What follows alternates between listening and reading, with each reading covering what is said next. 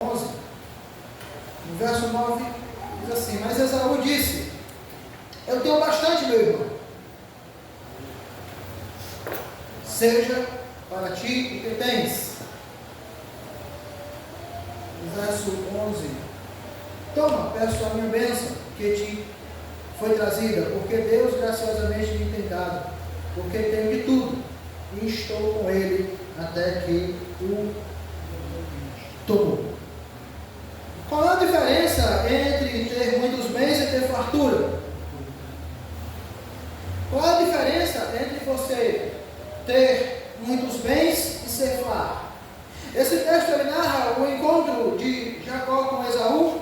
Jacó tinha saído da sua terra, tinha ido para a terra de Padarã, fugindo, porque o irmão ameaçou de matá-lo. Jacó volta depois de 23 anos, e quando eles têm esse encontro, isso nos revela algo extremamente espiritual, porque o encontro de Jacó, depois de todos esses anos, eles trazem duas palavras interessantes para as nossas vidas.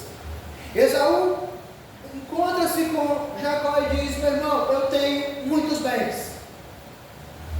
Eu tenho muitos bens. E Jacó diz: eu tenho fartura. Só que Jacó estava muito mais rico do que Esaú. E ele volta e ele diz: eu tenho fartura. E o que a gente pode aprender sobre isso? Sobre essa diferença entre ter muitos bens e ter fartura.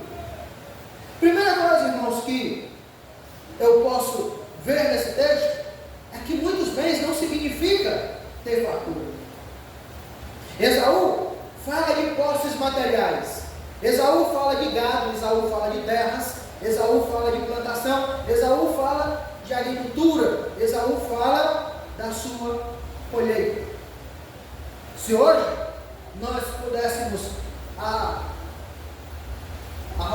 o que temos, nós iríamos dizer: eu tenho um carro, eu tenho uma moto, eu tenho uma casa, eu tenho roupas, eu tenho terrenos, e a gente começaria a expor os nossos bens.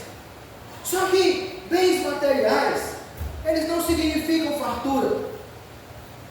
Porque às vezes você trabalha, você conquista, mas você esquece de si e você nega para si o bem da alma. Você nega para si os bens da vida. Eclesiastes 4, verso 7 e 8, ele diz o seguinte: um que é só, e não tem ninguém, nem tampouco filhos e nem irmão, e contudo não cessa do seu trabalho. Também os seus olhos não se satisfazem com a riqueza, nem diz: para que eu trabalho tanto?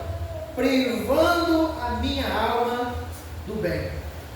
Também isto é vaidade e enfadonha ocupação. O que adianta você ter tudo, mas se você nega o melhor para a sua alma, se você nega o descanso em Deus, se você nega o repouso em Deus, se você nega a presença de Deus, se você nega estar na presença do Todo-Poderoso, que é o maior bem da vida, que é o maior bem da vida de um homem. Muitos bens podem representar prosperidade, mas não necessariamente plenitude. Há pessoas, irmãos, que têm muitos bens, mas ainda assim sentem um vazio espiritual.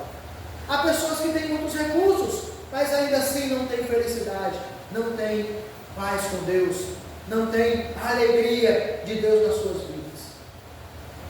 Lucas capítulo 12, verso 15, Jesus nos diz o seguinte: e disse-lhe: acautelai-vos e guardai de toda avareza, porque a vida de qualquer não consiste na abundância de bens que possui. A vida de um homem não lhe pertence. Não importa se ele é rico ou se ele é pobre, não importa o seu quadro social, não importa a sua raça, a sua etnia, a vida de um homem não pertence a si mesmo, porque Deus é que tem o controle de todas as coisas. O fio da vida está na mão de Deus. O fio condutor da vida é o próprio Deus. Deus é quem alonga ou quem encurta a nossa vida. Nós podemos ver isso na Escritura Sagrada. O rei Ezequias estava com uma sentença de morte, e ele vira-se para a parede e ora a Deus. E quando Isaías está saindo do quarto, Deus diz: volta lá, e diz que eu vou acrescentar 15 anos de vida a ele. Deus tem tem tirado gente do leito da morte, acrescentando anos de vida. Deus é quem pode fazer isso. E o que fez isso não foram os seus bens, não foi o seu carro, não foi a sua conta bancária, não foi o que você possui, foi a graça de Deus.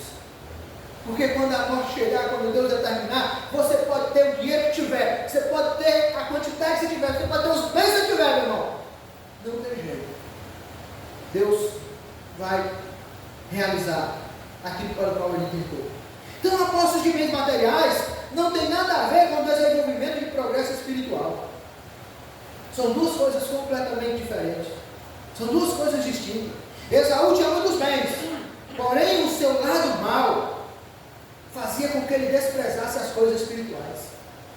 Esaú sempre desprezou as coisas espirituais, desde a sua infância. Se você for ver a história de Esaú na Bíblia, ele sempre foi arredio, ele sempre foi revoltado, ele sempre foi uma pessoa distante de Deus. O autor de Hebreus diz que no nosso meio, Hebreus 12, 16 e 17, diz o seguinte: e ninguém, olha aí, para nós hoje, e ninguém seja fornicador ou profano como Esaú, que por uma refeição vendeu o seu direito de primogenitura. Porque bem sabeis que, querendo ele ainda depois herdar a bênção, foi rejeitado, porque não achou lugar de arrependimento, ainda que com lágrimas o buscasse. Ele estava chorando, mas ele não estava arrependido. Existem pessoas que choram, mas não se arrependem. Existem pessoas que estão na casa de Deus, mas não se arrependem. Existem pessoas que exercem ministério, que estão na casa de Deus, que fazem a obra de Deus, mas não se arrependem. Pecam e não se arrependem, e não voltam para as primeiras obras, e não voltam a buscar. Tinham muitos bens, mas não tinham comunhão com Deus. Tinham muitos bens, mas não tinha a presença de Deus. Até porque ele mesmo desprezou a bênção da primogenitura. Irmãos, não despreze a bênção de Deus. Não despreze aquilo que Deus colocou nas suas mãos. Não despreze a sua esposa, que é a bênção de Deus. Não despreze o seu esposo, que é a bênção de Deus. Não despreze seus filhos, porque eles são bênção de Deus. Não despreze o seu transporte, porque é a bênção de Deus. Não despreze a sua casa, porque é a bênção de Deus. Não despreze o seu corpo, porque é a bênção de Deus. Não despreze a sua saúde, porque é a bênção de Deus. Não despreze as bênçãos do Todo-Poderoso que foram colocadas em suas mãos. Não seja como Esaú, que desprezou a bênção de Deus. Pelo contrário, busque a bênção de Deus. Independente de você ter muito bens ou não, busque a bênção de Deus.